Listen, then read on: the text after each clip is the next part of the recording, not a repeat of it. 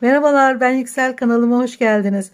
Bu videoda bu kolay ama çok çok kolay yeleği anlatmaya çalışacağım. Benim gibi çok çok ince işlerle uğraşmak istemeyenler, elimden hemen çıksın dediğiniz örgüler örmek istiyorsanız işte o örgülerden biri de böyle batik iplerle, kalın iplerle örülen örgüler. Öğren bayan tango batik ip kullandım. Elimde vardı. 3-4 yumak vardı. Bunları değerlendirmek istedim. Ben kalın iple çalışmayı seviyorum. Çabuk bitiyor çünkü. İp bilgileri bunlar. 4 numara tığ kullandım. Ama eliniz çok sıkıysa 4,5 hatta 5 bile kullanabilirsiniz. 4,5'la da örsem olabilirmiş. Gerçi çok yumuşacık, hiç sert olmayan güzel bir örgü oldu.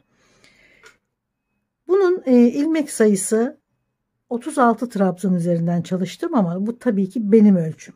Yani bu 36, yani 34-36 beden için ideal. Bunun büyütülmesi, küçültülmesi çok kolay bir model. Göğüs ortasından ölçeceksiniz. Ne kadar gösteriyorsa ölçü o kadar upuzun bir örgü öreceksiniz. Uzunluğu da tamamen sizin zevkinize kalmış. Şöyle göstereyim.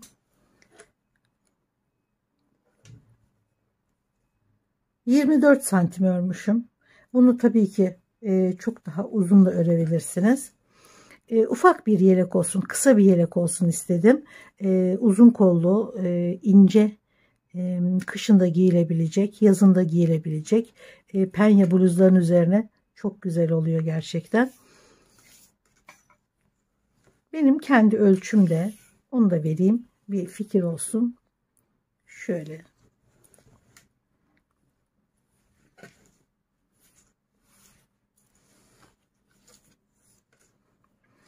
83 santim. 34-36 beden için çok iyi bir ölçü oldu. Şimdi 38-40 zincir çekiliyor. 36 trabzan ördüm. Tabi bu sizin ne kadar uzun istediğinize bağlı. O kadar trabzan örüyorsunuz ve sadece git gel yaparak istediğiniz uzunlukta böyle şerit halinde bu örgüyü örüyorsunuz. Şimdi şu kısım gayet basit. Şurada birkaç eksiltme var. O belki biraz zor gelebilir ama burası çok kolay. Zincir çekiyorum. Şu kısmı ne kadar uzun istiyorsanız o kadar zincir çekeceksiniz. Bilenler için değil, örgüyle yeni tanışanlar için şöyle bir göstereyim. Doluyorum. 1, 2, 3, 4. zincire bağlıyorum.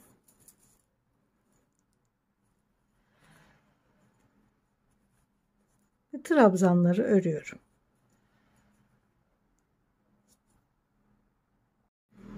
Sonra sıraya dönerken 2, 3 zincir çeviriyorum. Bu şekilde değil. Sadece şöyle arka kanadına batıyorum. Ve bütün yelek bu şekilde örülüyor. Yani böyle başlıyoruz yeleği, böyle örerek bitiriyoruz. Hem bu şerit olarak ördüğümüz kısım, hem üst göğüs kısmı, hem arka hep bu şekilde örülüyor. Sadece bir kanadını, yani arka kanadını alarak örüyoruz. Şurada zincirle çıktığımız trabzanları hiç unutmayın. Sonra eksilir ördüğünüz örgü. 3 zincir dönüyorum gene. Aynı şekilde böyle örerek şu kısmı tamamlıyoruz. Sonra ördüğümüz örgüyü bu şekilde önümüze alıyoruz. Buraları koltuk altı. şu sarı iğne olan yerler tam koltuk altı. Göğüs kısımları ne kadar istiyorsak o kadar sayıda işaret alıyoruz. 2, 4, 6 sıra yaka kesimi için bırakmışım. Yani şurada kesile kesile bakın. Şuraya kadar, yani buraya kadar keseceğim. Sonra burada kalandan şurası. Bu işaretleri örmeye yeni başlayanlar için faydalı olacağı için söylüyorum. Yani ne kadar almışım? Yaka için 8,5 santim almışım. Omuz için 9 santim almışım. Sonra da 2 sırada koltuk altı için bırakmışım.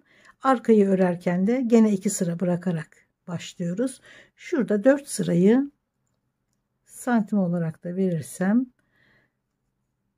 6 santim, 6,5 santimde koltuk altına vermişim. Bunları yerleştirdikten sonra örmesi gerçekten kolaylaşıyor. Şimdi burada ördüğüm gibi buraya da şuradan başlayarak ilmekler alacağım. Sonra ilk sırada burayı eksiltmiyoruz ama ilk sırada şuradan geriden başlayarak eksiltmiş oluyoruz zaten. Sonrasında 1, 2 yani başladığımız sırayla birlikte 1, 2, 3, 4, 5 sıra eksiltiyoruz. Burayı bir sıra eksiltmiyoruz. Sonraki sırada başlıyoruz eksiltmeye ve karşılıklı birer tane birer tane birer tane 5 sıra. Buradan 5 sıra, buradan 4 sıra karşılıklı eksiltiyoruz. Eksiltmeye buradan da başlayabilirsiniz ama ben göğüs biraz daha yukarıda kalsın istedim. O yüzden bir sıra eksiltmedim. Bir sıra sonra başladım eksiltmeye. Bu kadar eksilttikten sonra yetti. Bu kalan kısım buradan eksile eksile yaka kısmından burada onu da ölçüsünü vereyim. 11 trabzan kaldı en son. 7 santim yetti. Yani 7 santim kalana kadar eksilttim yakayı. Bu tamamen sizin ölçünüzle alakalı. 34-36 beden. Yani 36 bedene çok rahat uyabilecek ama 34 bedeninde giyebileceği bir ölçü oldu. 38 yapmak istiyorsanız trabzanları arttıracağız. O kadar. Belki 1-2 sıra daha uzun örersiniz. O zaman da şu trabzan sayıları otomatikman artacak zaten. Çok arttırırsanız beden çok fazla büyüyebilir. Biraz dikkatli arttırmakta fayda var. İpi şu koltuk altıydı. Şuradan bağlıyorum. Hatta şu kısımdan yaparsak daha iyi olur. Çünkü başlarken ve biterken birer tane trabzan fazla örüyorum. Daha muntazam oluyor diye. İpi bağladım.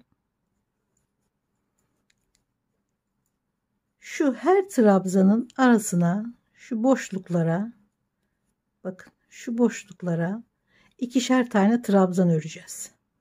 Her boşluğa. Çünkü bunları ikili trabzan, 2 kere de çıkıyoruz.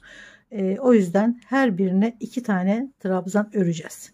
Fakat başlarken ve biterken 3 tane örüyorum. Daha muntazam oluyor.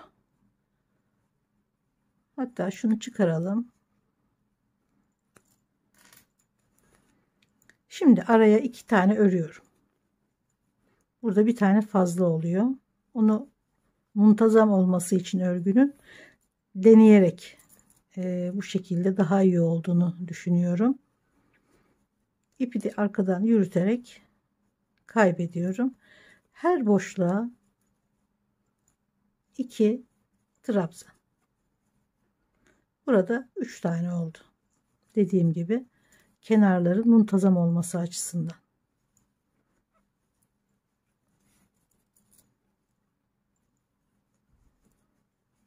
Her boşluğa 2 tane trabzan örüyorum. Yani her sıraya.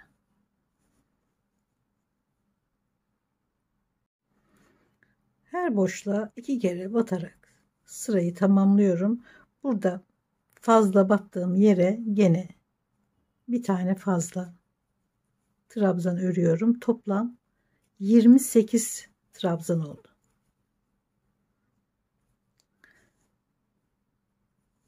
Bu koltuk altı yeriydi.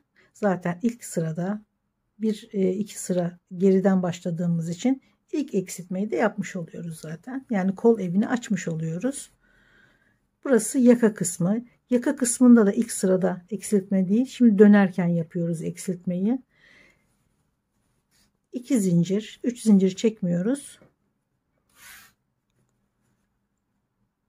Burada bekletiyoruz olarak düşünün. Sonra yanındaki trabzana ve ikisini alınca şurada bir tane eksiltmiş oluyoruz. Devam ediyorum. Diğer sıranın başına kadar.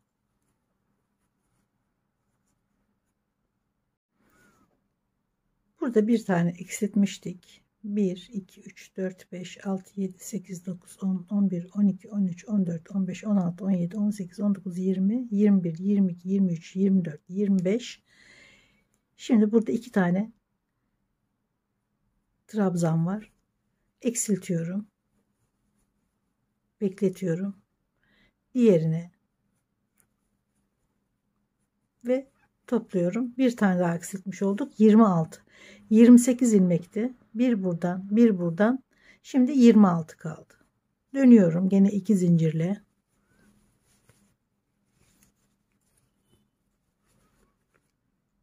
Bu bir trabzan, bekletiyorum. 3 zincir yapmadım. 2 zincir de bekletiyorum. Yanındakine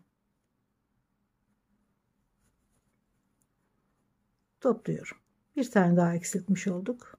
Yani öteki sırada da şuraya geldiğimde de eksilteceğim. 24 tane kalacak. Devam ediyorum. Gene son 2 ilmek var.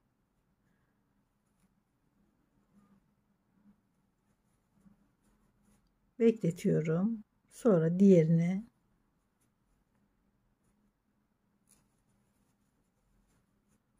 topluyorum. Bu şekilde 1, 2, 3, 2 sıra daha öreceğim. 28 ilmekle başlamıştık. 26, 24, 22 ve 20. Şimdi eksiltmeyi burada bıraktık. Koltuk altında bıraktık. Zaten ilk sırada şurayı eksik örerek başlamıştık eksiltmeye ve artık koltuk altından eksiltmiyoruz. Sadece yaka kısmından eksilterek bu şekilde yakayı şu V haline getirmeye devam edeceğim. Gene sadece 2 zincir dönüyorum. Yanındaki ilmeğe topluyorum. Bu şekilde sadece yaka kısmından eksilterek şöyle 11 trabzan kalana kadar örüyorum. Şu eksiltmeyi bir daha göstereyim. Yaka kısmındayım. Şurada eksiltme var. 2 tanesi bir alınmıştı. Bir de yanındaki ilmek. Bekletiyorum. Sonra şurada dönerken eksilttiğimin üzerine topluyorum. Bir tane daha eksiltmiş olduk. Çeviriyorum. Gene 2 zincir. Bu bizim az önce eksilttiğimiz. Bir de yanındakine batıyoruz.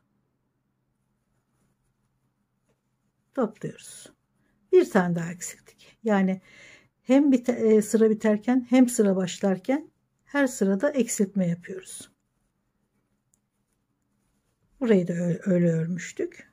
Karşılıklı iki taraftan. Şimdi sadece yaka kısmından eksilterek bu şekilde 11 trabzan yani 7 santim kalana kadar devam ediyorum.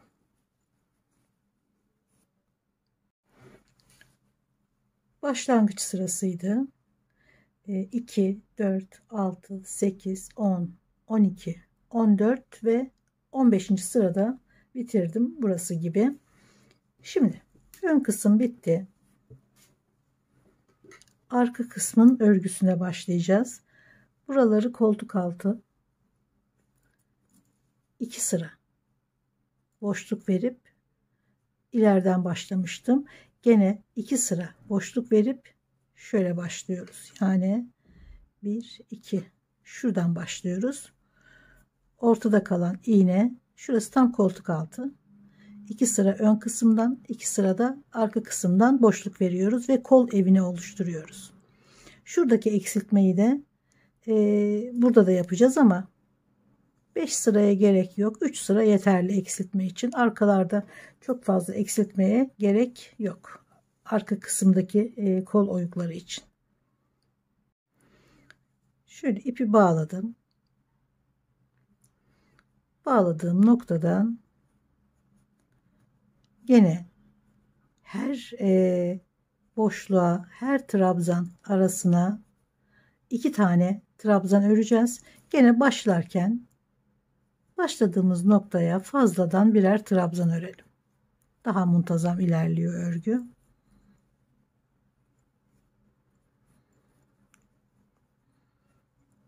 Sonra hemen yanındaki boşluğa 2 trabzan.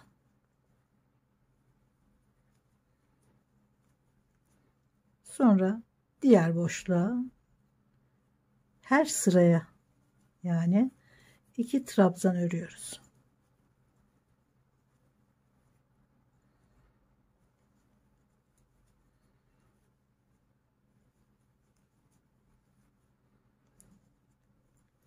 Şuradaki 2 sıra öncesine kadar devam ediyorum.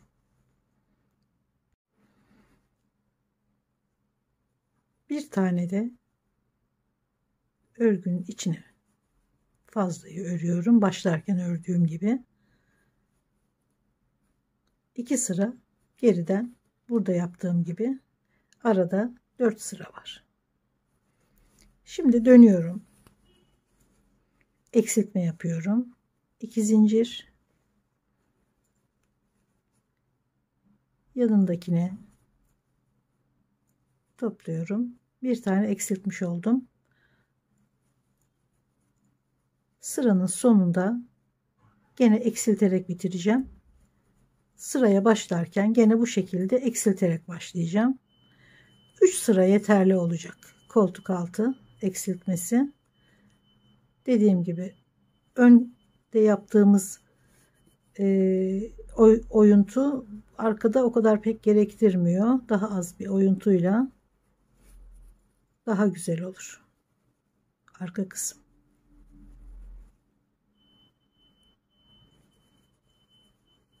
Devam ediyorum. Son 2 ilmek kala bekletiyorum ve topluyorum. Çeviriyorum. Gene son sırada eksiltiyorum. 3 sıra demiştim. Yeterli olur. Şunlar bizim eksilttiğimiz. Şimdi buraya batıyorum.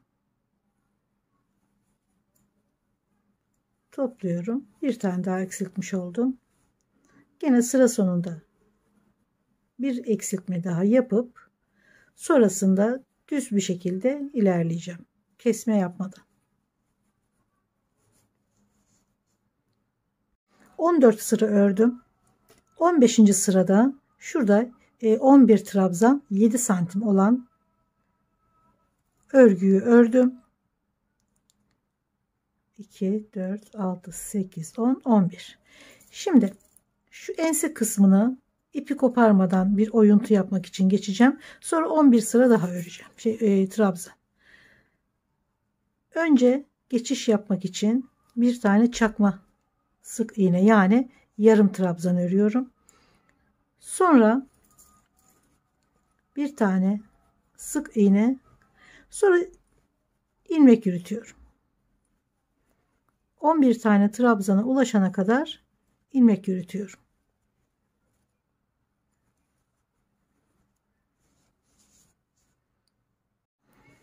13 ilmek var bitmesine. 11 tanesini trabzan örüyoruz. 2 tanesini de şuradaki küçük geçişi örüyoruz. Önce bir sık iğne, sonra yarım trabzan, ilmeği uzattık çünkü. Sonra 11 tane trabzanı örüp ipi kesiyorum.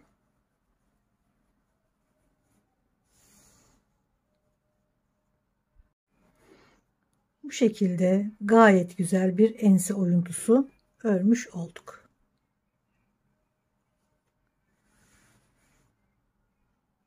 Bir günde örüp giyebileceğiniz en kolay yelek modeli. Umarım beğenmişsinizdir. Videolarımı beğeniyorsanız ve bundan sonrakileri de izlemek isterseniz destek amaçlı olarak beğenmeyi ve abone olmayı lütfen unutmayın. Görüşmek üzere. Sağlıkla kalın.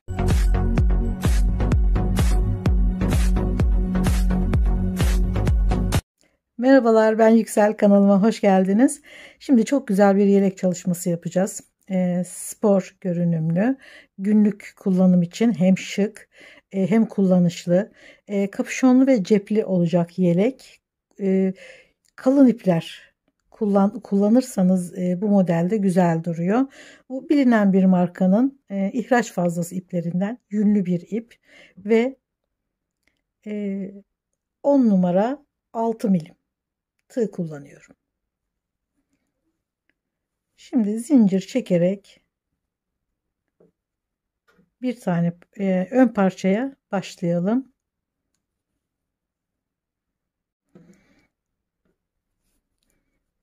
...31 ilmek üzerinden öreceğiz. 33 tane zincir çekiyorum. Bol bol, sıkmadan, geniş geniş 33 tane zincir.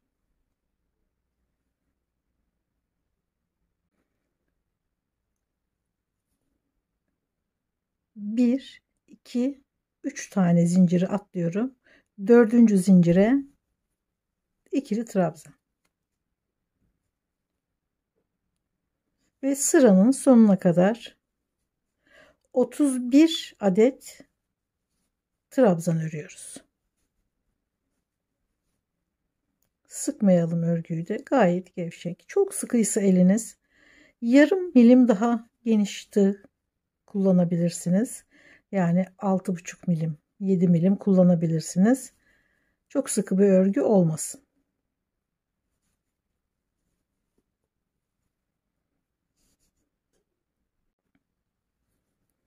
...30 ve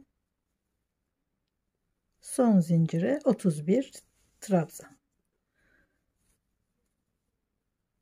3 zincir, ikinci sıraya geçelim.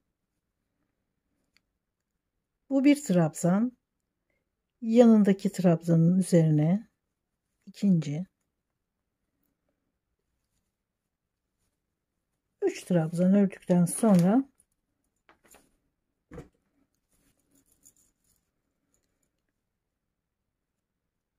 yanındaki trabzana bu şekilde batıyoruz. Ortasında boşluktan batıyoruz. Tabi uzatıyoruz ilmeği bu şekilde. Sonra yanındakine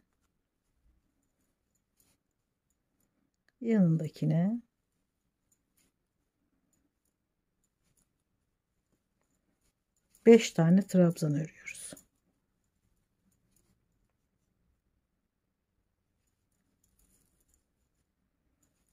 Ve 5. Sonra gene yanındaki trabzana, yani ortadan, şöyle boşluktan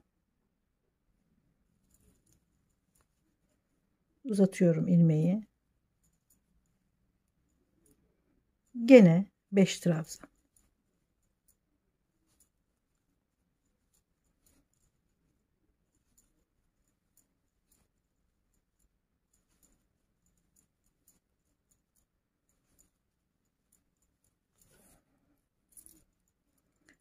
Örgü çok yumuşak olması gerekiyor. Sıkı bir doku örmeyin, güzel olmuyor örgüde. İpliği kendi haline bırakarak sıkmadan daha güzel oluyor. 2, 4, 5 trabzan. Sonra gene yanındaki trabzana gene ortadan batıyoruz. Şöyle.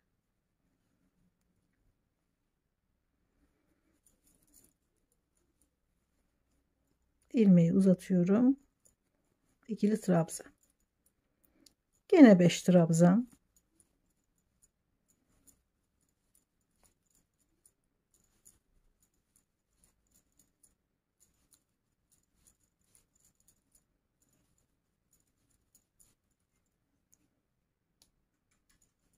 Yanındaki trabzana gene ortadan batıyorum.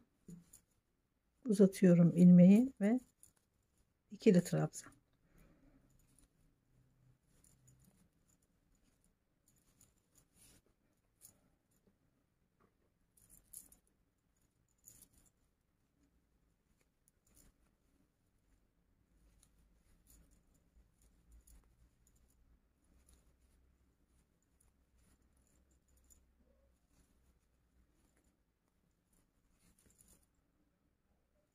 Yanındaki trabzana gene ortadan uzatıyorum ve ikili trabzan.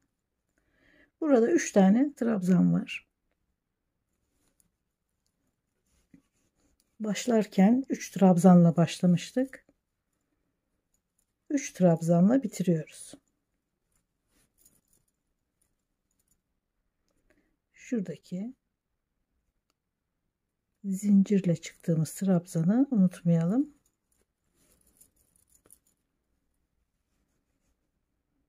Şuralarda dışarıdan batarak bir boyut kazandırıyoruz. Kalınlaştırıyoruz şuralardaki ilmekleri. Şimdi 3 zincir. Şuradaki görüntüyü gene aynı örgüde tutmamız gerekiyor. O yüzden gene 3 trabzanı örüyorum düz.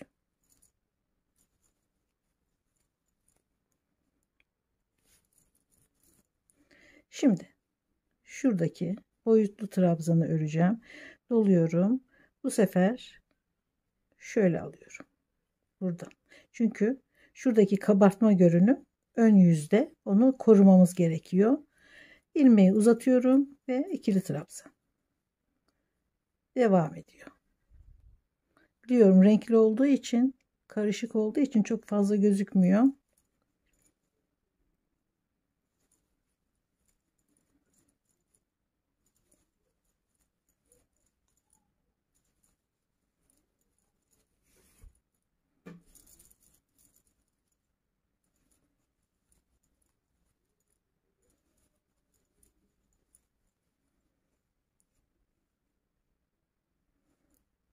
Şurada şöyle alıyorum. Uzatıyorum ve örüyorum.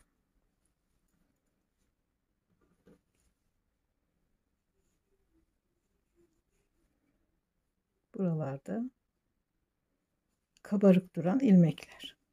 Ve bu şekilde devam ediyor. İstediğiniz uzunluğa gelene kadar aynen örüyoruz.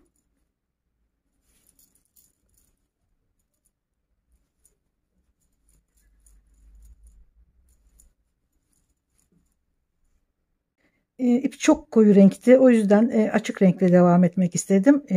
Çok görünürlüğü iyi olmadı çünkü. 31 trabzan üzerinden, ilmek üzerinden devam edeceğiz. O yüzden 33 tane zincir çektim. 4. zincire batarak 31 trabzan ördüm. Sonrasında 3 trabzanı normal ördüm. Bir tane ortadan batarak. 5 tane normal, bir tane ortadan batarak. Bu şekilde 3 tane trabzanla bitirdim. 3 zincirle dönüyorum. Şu ilk trabzan, ikinciye hemen batıyorum. Baştaki sabit 3 trabzanı örüyorum. Sonra şuradaki görüntüyü devam ettirmek için gene uzun trabzanın içine batıyorum. ilmeği uzatıyorum. Bu şekilde devam edecek uzun trabzanlar. 5 tane trabzan,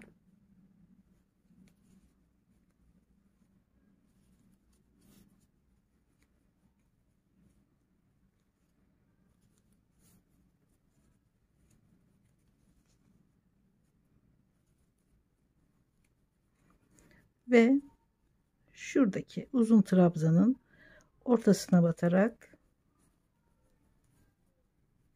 sonra gene 5 tane normal, bu şekilde devam ediyorum. Gene örgünün düz tarafındayız. 3 zincirle ilk trabzanı örüyorum. 2 trabzan daha, baştaki 3 trabzanı örüyorum. Gene şu ortadan batarak uzun trabzanları devam ettiriyoruz.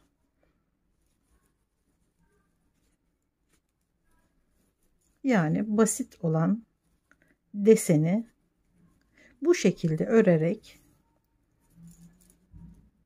bitime kadar, örgünün bitimine kadar aynen devam ediyoruz. Gerçekten basit bir desen ama hoş duruyor.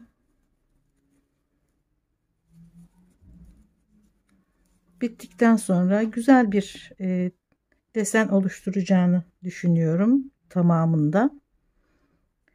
Aynen bu şekilde devam ediyorum. Böyle bir parça, bundan bir parça daha öreceğim. 2 tane ön, bir tane de arka örüyoruz tabii ki. Onun da ilmekleri bunun tam 2 katı. Yani 31, 31, 62. Onun da ilmek sayısı 62 olacak. Şimdi 2 tane ön parçayı bitirip sonra arka parçaya geçelim. Kalın ip kullanarak basit bir örgüyle hemen bitiriverdim. Gerçekten elinize aldıktan sonra örmesi çok kolay, çok güzel ilerliyor. Bu şekilde 2 parçayı ördüm, hatta arka parçayı da ördüm. Şimdi fikir vermesi açısından ölçü vereyim, yoksa yani tamamen sizin ölçülerinizle alakalı. 62 santim uzunluğu, genişliği şöyle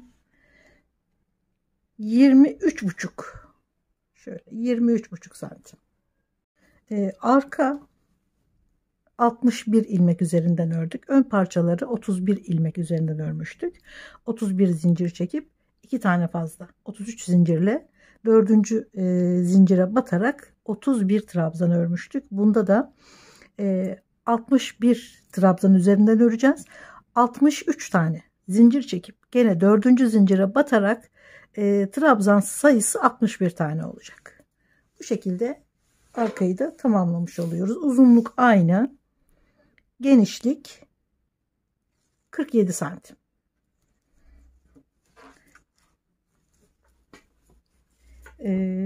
Cep de ördüm. Bir tanesinin, diğerini şimdi birlikte öreceğiz. Ama gene bu koyu renk olduğu için bir açık renkte göstersem daha iyi olacak. Şöyle kafes olarak ördüm. Değişik dursun diye. Şöyle gösterebilirim nasıl durduğunu.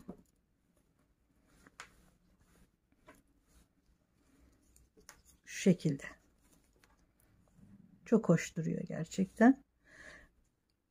Bunları da örgü bittikten sonra dikeceğim.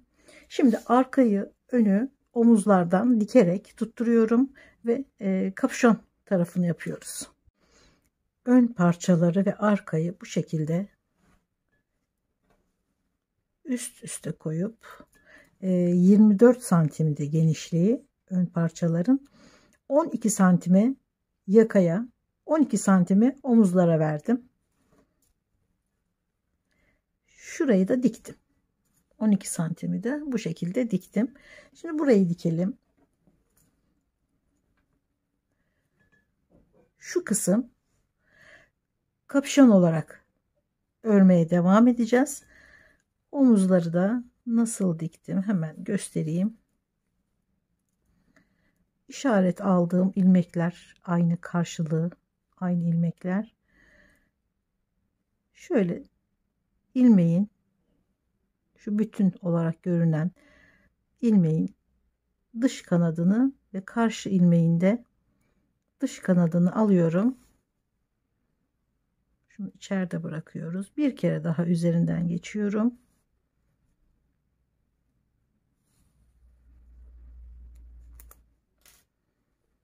Sonra gene ilmeğin dıştaki kanadını, bu ilmeğin de gene şöyle değil, dıştaki kanadı.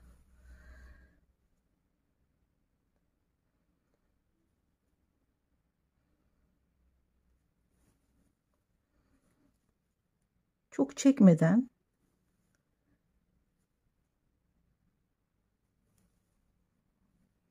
bu şekilde dikiyoruz.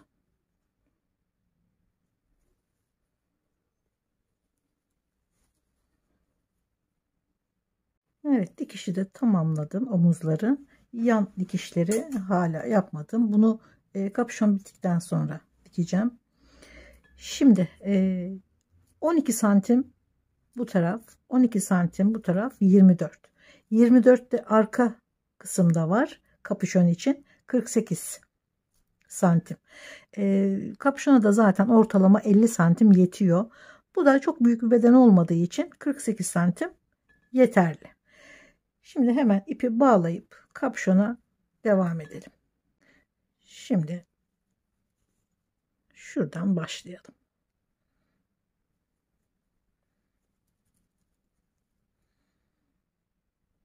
Şunu da şöyle alalım.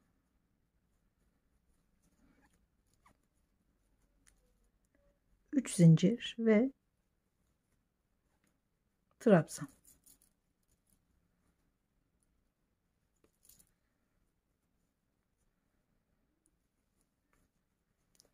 Deseni aynen devam ettiriyoruz.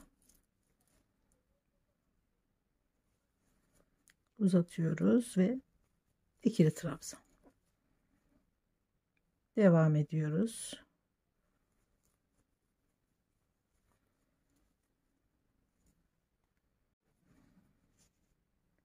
Beş trabzan. Şimdi şuradaki uzun trabzana uzatıyorum ve ikili trabzan.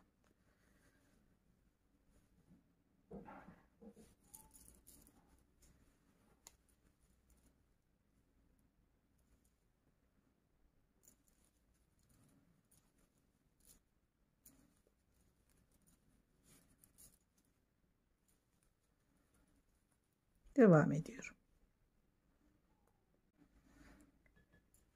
Birinci sırayı ördük kapüşonda. Şimdi çeviriyorum. İkinci sırada desen aynen devam ediyor. 3 zincir, yanına trabzan, yanına trabzan, 3 trabzanı ördük. Şimdi şuradaki uzun trabzanları unutmayalım. Deseni bozmayalım.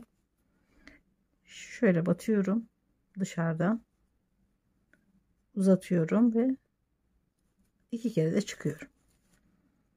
Yani ikili trabzan. İpi de şöyle arka tarafa bırakalım. Şöyle. Bazen arada ekler çıkıyor.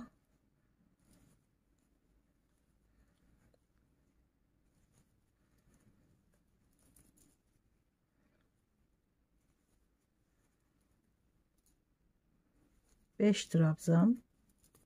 Şimdi uzun trabzana şöyle ortadan batıyorum, uzatıyorum ve ikili trabzan. Aynen örgüyü nasıl başladıysak o şekilde kapüşonu da örüyoruz. Desen devam ediyor. Kapüşon bitene kadar.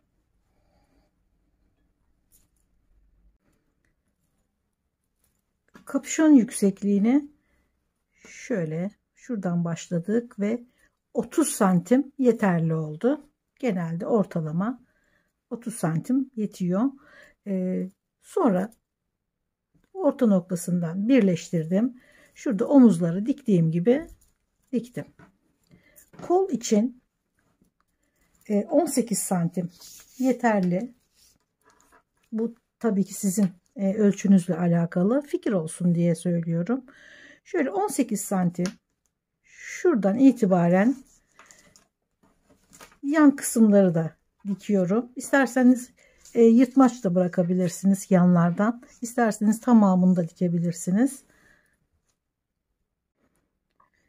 Cebi biraz farklı ördüm. Yani şu uzun çizgilere enine çizgi ekledim ve kutucuklar halinde görüntü oluştu. Şöyle uzun trabzanın hemen dibinden, aynı şekilde burayı da uzun trabzanın hemen dibinden dikerek şu şekilde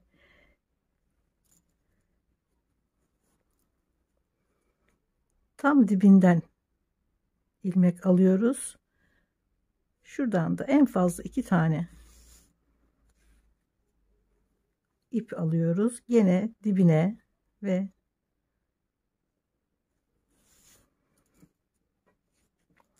şu uzun çizginin hemen dibinden dikerek desenin devamlılığını sağlıyoruz yani. Şimdi cebi nasıl ördüm onu göstereyim. Tabi bilenler için basit ama bilmeyenler için gerekli oluyor. 27 zincir çekiyoruz. 6 trabzan buraya, 6 trabzan buraya. Çünkü uzun trabzanların dibine birer tane dikiyoruz. Şu birer tane trabzan dikişe gidiyor. O yüzden 6 6 12 22 23 24 25 trabzan üzerinden öreceğiz. Bir tane de fazla çekiyor, 2 tane de fazla çekiyoruz. 27 zincir çekiyoruz. 27 zincirden sonra 4. zincire batıp burada 25 trabzan örüyoruz. Aynı örgüde yaptığımız gibi 5 değil 6 trabzan cep için. Bir uzun trabzan, 5 trabzan, bir uzun trabzan, 5 trabzan, bir uzun trabzan ve 6 trabzan. Şimdi 3 sıra ördükten sonra 4. sırada yine 3 zincir. Burada da şuradaki görüntüyü oluşturmak için şu yanındaki trabzana yine böyle ortadan batıyoruz.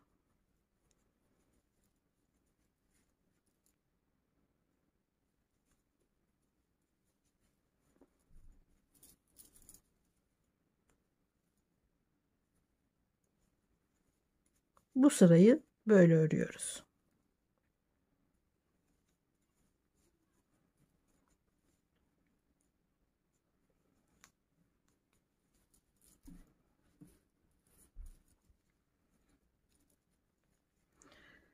Uzun trabzanı gene uzun trabzan olarak devam ediyoruz. Bu çizgi hiç bozulmuyor.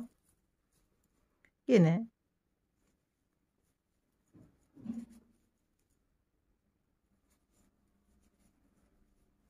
devam ediyorum. 1 2 3 sıradan sonra şuradaki çizgiyi oluşturduk. Sonra 1 2 3 sıra daha ördüm. Şimdi gene bu sefer bu taraftan oluşturacağız çizgiyi.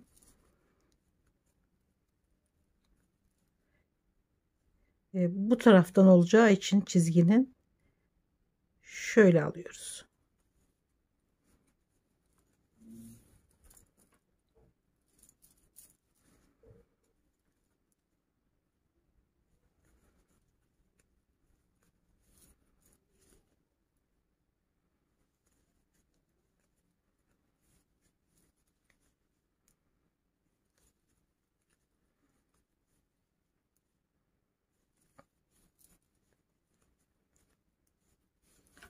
Şimdi uzun trabzanı gene aynı şekilde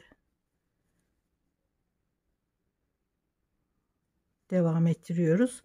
Uzun trabzanlar hiç bozulmadan örgünün başlangıcından bitimine kadar bu şekilde devam ediyor. Gene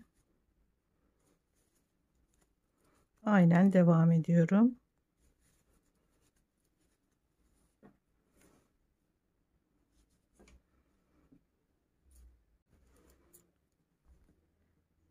Dört kutucuk, 4 kutucuk.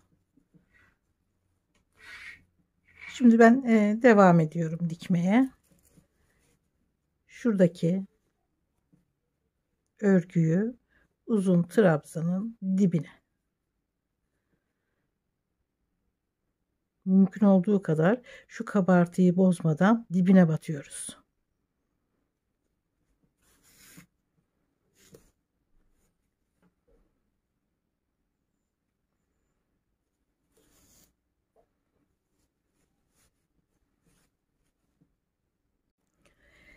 Örgü zaten kalınca bir dokusu olduğu için şu kenarlara hiçbir şekilde bir sık iğne ya da başka bir örgü gerektirmedi.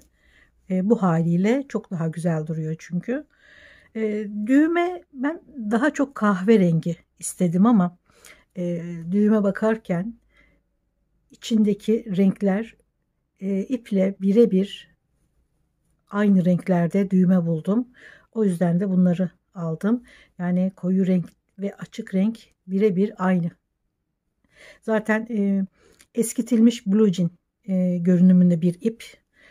Açık renkli, koyu renkli, mavi karışık, lacivert var içlerinde. Çok güzel bir ip gerçekten. Düğmeler de renkleri birebir uydu. Şimdi iliğini hemen göstereyim. Kenarlara sık iğne yapmadığım için sadece birit yapıyorum. Şurada bir tane son birit kalmıştı yapılacak. Onu göstereyim hemen.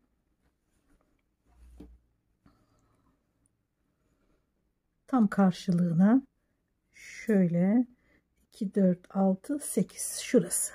Şöyle 8 sıra var aralarında. Hemen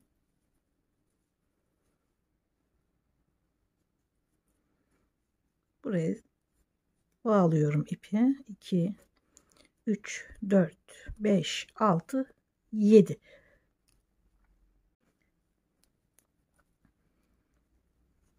Şöyle düğmenin içinden çok gevşek çıkmaması lazım. Yani biraz şöyle bakın. Bol durmayacak. Çok da sıkmayacak. Bu şekilde.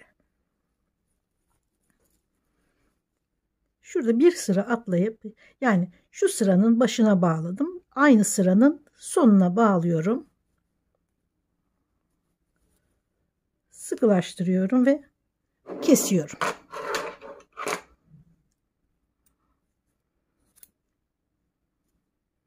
Bu kadar.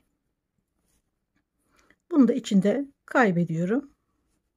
Hatta tekstil boyası varsa yapıştırabilirsiniz de hiç çıkmaz. İlikleri de bu şekilde tamamlamış oldum. Beden ölçüsü 34-36. Ben bunu baştan söylemeyi unuttum. 34-36 beden için gayet güzel bir ölçü oldu. Ama özellikle 36 beden için. Şimdi görsellerini hemen hazırlayıp videonun arkasından ekleyeceğim. Umarım beğenmişsinizdir. Umarım gene emeğinize değen videolardan biri olmuştur. Videolarımı beğeniyorsanız bundan sonrakileri de izlemek isterseniz beğenmeyi ve abone olmayı lütfen unutmayın. Görüşmek üzere. Sağlıkla kalın.